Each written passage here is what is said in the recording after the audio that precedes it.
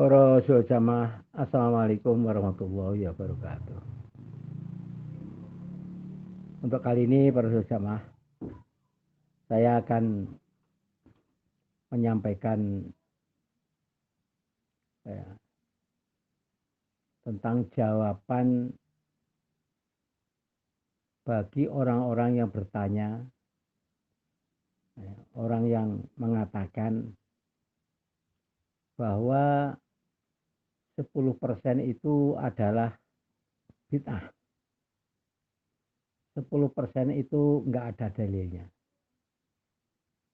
Jadi, saya bisa mengatakan orang yang mengatakan demikian itu karena dia enggak ketemu dengan Bapak Haji Nur Hasan. Hanya ketemu, tapi tidak mangkul tentang dalil tersebut, rujukannya kemana.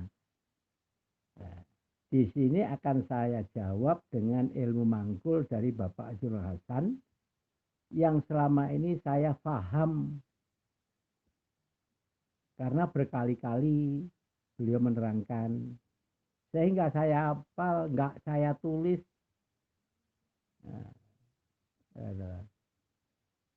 Jadi maka itu berjamaah, pertama kali saya masih muda, masih kecil, masih boleh katakan cabai rawit.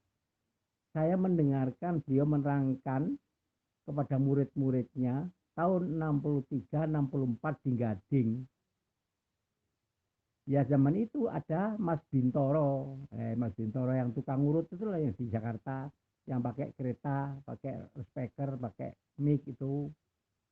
Terus dengan Mas Selamat Uto. Nah, itu yang dari Sragen atau dari Solo itu. Nah, kami bertiga. Nah, gitu. Kami bertiga mendengarkan. Mangkulnya di Gading. Terus diulang-ulang itu. Diulang-ulang. Jadi sehingga sampai awal saya hafal jelas dari kecil saya udah hafal ini.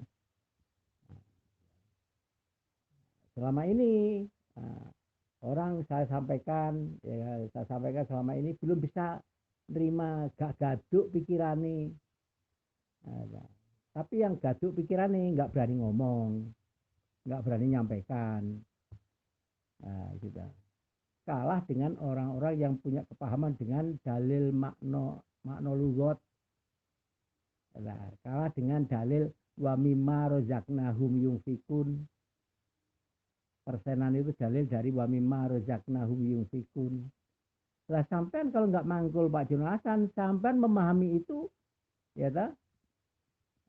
Nggak pas dengan mangkulnya. Gitu ya. Mangkulnya begini. Yang dalil wa mimma rozaqnahum yunfikun itu nanti keterangan di belakangnya. Ya. Ini betul-betul sampean semak, sampean betul-betul sama cocokkan dengan dalilnya. Dengan mangkulnya ke Pak Haji Nur Hasan, ya gitu ya. Jadi para jamaah gini, merujuknya persenan itu nanti ke sini, ke zakat. Jadi gini, orang Islam yang dia dapat rezeki, yang sudah nisab, kok dia tidak zakat, itu bukan orang Islam. Nah, gitu lah ya, bukan orang Islam. Zaman Abu Bakar malah diperangi. Terus kemudian orang Islam dia dapat rezeki, tapi nggak nisab, belum nisab. Nah, kewajiban zakat kan nggak ada. Nah inilah. Merujuknya kemana? Merujuknya ke zakat tadi. Nah gitu. Merujuknya ke zakat tadi. Nah, karena tidak ada kewajiban zakat, terus Amir punya ijtihad supaya diperseni. Nah gitu. Jadi persenan itu adalah zakatnya orang yang belum nisab. Loh, gitu lor.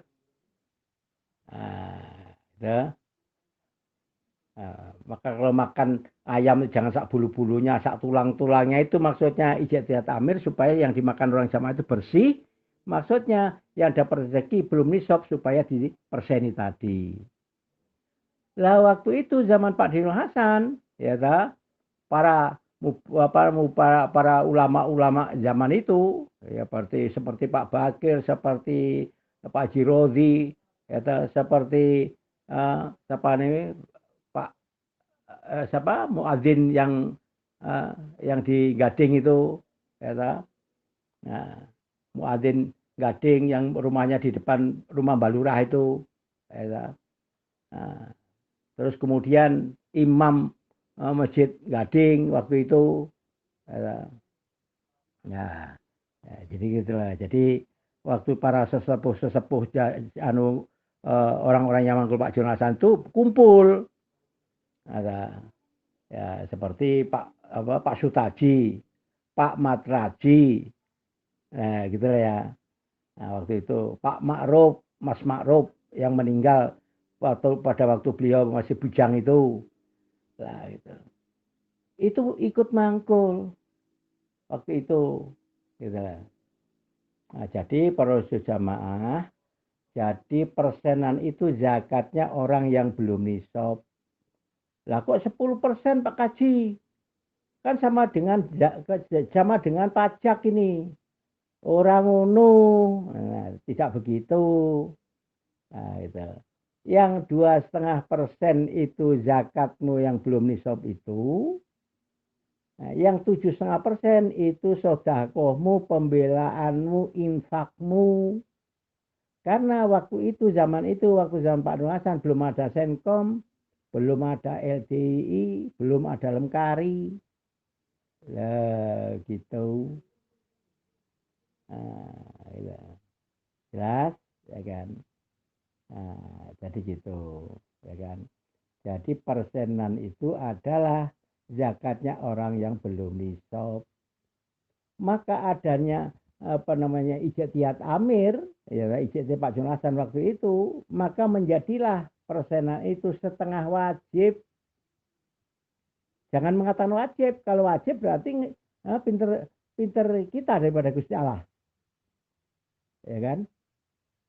Karena Allah tidak mewajibkan, karena ada ijtihad amir, maka menjadi setengah wajib. Pak Jono Hasan mengatakan begitu. Gitu ya. Karena ada ijtihad amir, maka jadilah setengah wajib.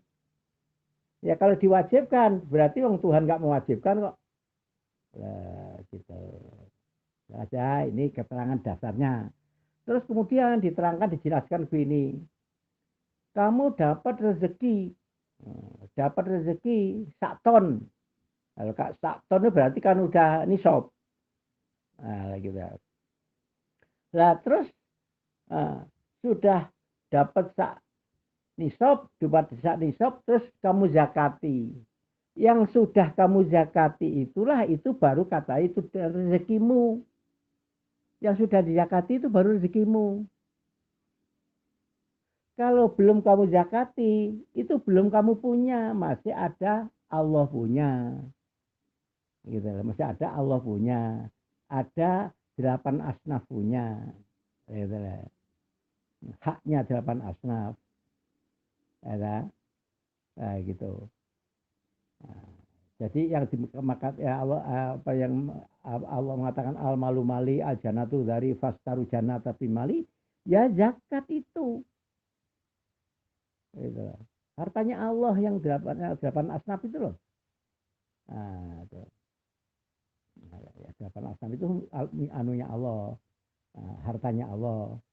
Nah, itu yang berhak gitu, yang 8 asnaf. Nah, 8 asnaf itu kalau di Indonesia itu budak nggak ada, diambil sabilillah 1, tinggal 6. Yang 6 inilah yang harus dibagikan kepada orang-orang yang di dalamnya itu ada fukara, ada gharim, nah, itu tak terusnya ibu sabil dan sebagainya. Ya, yang 6 itu. Adapun yang dimaksud gharim itu keberatan hutang, ya orang aja makan aja sampai dia minjam-minjam, ngutang-ngutang. Ya, kalau belum panen, ngutang-ngutang makan itu namanya gorim. Itu punya hak di dalam zakatnya orang yang ada di situ. Nah, gitulah. Kalau dulu zaman pengajian kering, ya imam keringnya itu yang tahu gorimnya di dalam kelompoknya, di dalam apa namanya keringnya situ, mualafnya, ibnu sabil, gitu loh ya. Haknya diberikan, nggak usah minta, berikan. Kita sebagai pengurusnya, kita sebagai imamnya atau imam kelompok, imam desa, ya, berikanlah haknya mereka itu. Nggak menunggu kita dia minta, berikan haknya. Gitu. Maka dari itu pengurus-pengurus supaya memahami jamaahnya 10 ya supaya dipahami jamaah yang 10 itu. Ada jamaahnya 100 supaya dipahami jamaah yang 100 itu, ya gitu. Nah, kan. Jadi perlu jamaah yang dikatakan apa namanya anfiku fi sabilah wa mimma razaqnahum yunfikun, ya, itu bahasa Arabnya kan, wa mimma razaqnahum yunfikun, itu makna lugotnya, ya kan. Tapi kalau makna artinya, makna mangkul, infako karo sing wis tak rezekekno ning awakmu. Infaklah dengan apa-apa yang telah saya rezekikan kepada kamu sekalian. Yang direzekikan kepada kamu sekalian itu yang sudah kamu zakati tadi.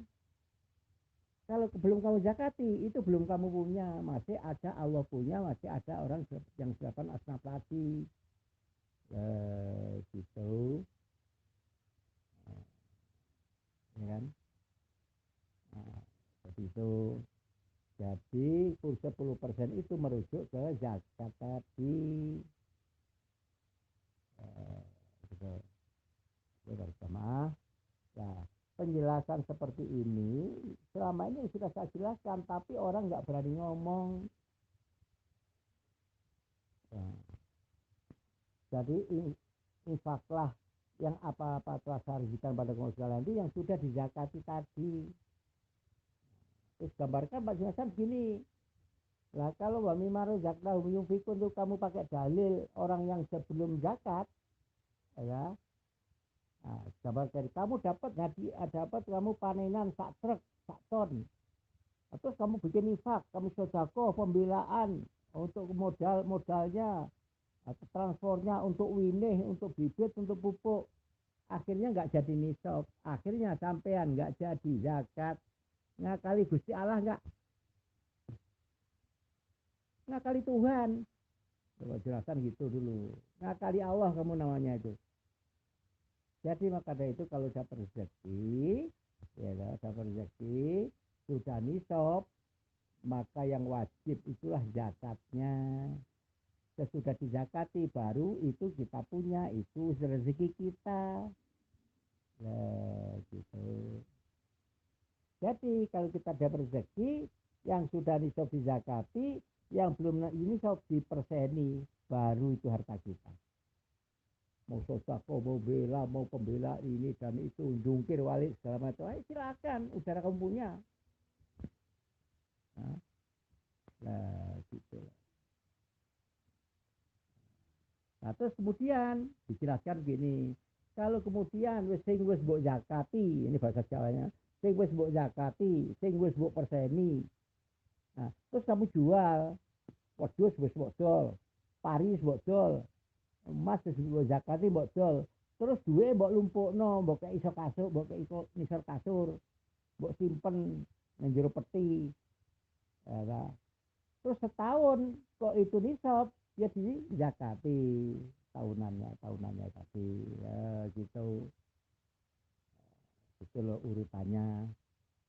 Itu apal dari cabai rawit sampai sekarang itu saya apal. Di bulan balai ini saya dengar Pak Junasan merangkan nggak sekali dua kali di Kertosono, di Kediri, di Gading, gitu ya. Nah selama ini yang sudah saya mangkuli sejak tahun 70 79 ya toh. Tahun 81, 82 tak mangkulkan. Tapi orang tersebut nggak berani ngomong ya gitu dikeroyok dengan orang yang keminter-keminter itu ya gitu. Jadi orang yang nggak punya ilmu mangkul mengatakan oh Cak Tojin itu belarah, Cak Tojin itu ya kan. Oh Cak Tojin itu entah apa orang mereka mengatakan semua tak terima nggak apa-apa. Saya sadar orang mengatakan demikian itu kepada saya bahwa itu anukan manukan ilmu mangkul Pak Jonathan. Ya paham. Nah, maka dari itu Pak Jonathan mengatakan, nek eneng wong gendeng gak usah melu gendeng. Nah, gitu.